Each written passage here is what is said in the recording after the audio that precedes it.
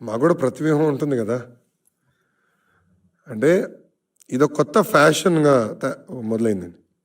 కరెక్ట్గా ఎన్నికల ముందల ప్రతిపక్ష పార్టీలపైన బురద చల్లుతాం, ఉంది లేనట్టు చూపిస్తాం, సినిమాలు వేస్తాం. ఇది చూస్తే ఈ సినిమాకి అయ్యే బడ్జెట్ మొత్తం ఏకంగా సైకో జగన్ నుంచి వస్తుంది, ప్రతి రూపాయి వస్తుంది.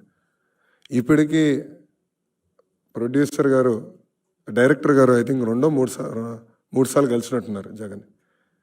నిన్న మీరు చూస్తే ఆయన తరపున, అంటే రామ్ గోపాల్ వర్మ గారి తరపున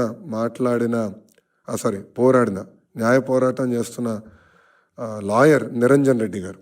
ఆయన ఎవరండి? వైకాపా రాజ్యసభ సభ్యుడు. సో తెలంగాణ హైకోర్టులో, లోకల్ కోర్టులో నిరంజన్ రెడ్డి వెళ్ళి ఆయన రామ్ గోపాల్ వర్మ తరపున పోరాడుతున్నాడు, న్యాయ పోరాటం చేస్తున్నాడు అంటే దాని అర్థం ఏంటి? దీని వెనకాల ఎవరున్నట్టు? ప్రభుత్వం. ఎస్, మాకున్న రైట్స్, రాజ్యాంగం మాకు రైట్స్ ఇచ్చింది, అది మేము కాపాడాలని కోర్టుని ఆశ్రయించాం. నిజంగానే సినిమా తీయాలంటే హూ కిల్డ్ బాబాయ్ తీయచ్చు, కోడి కత్తి పైన తీయచ్చు, ప్యాలెస్లో జరుగుతున్న అవినీతి పైన తీయచ్చు, లేదంటే ప్యాలెస్ కుట్రల పైన తీయచ్చు. అది చేయకుండా లేనిది ఉన్నట్టు చూపిస్తే తప్పనిసరిగా మేము పోరాడతాం.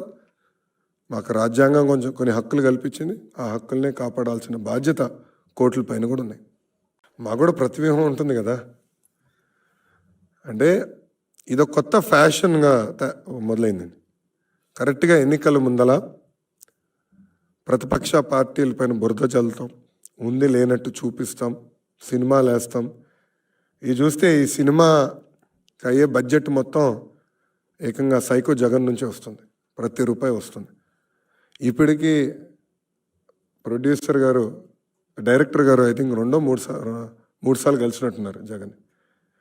నిన్న మీరు చూస్తే ఆయన తరపున, అంటే రామ్ గోపాల్ వర్మ గారి తరపున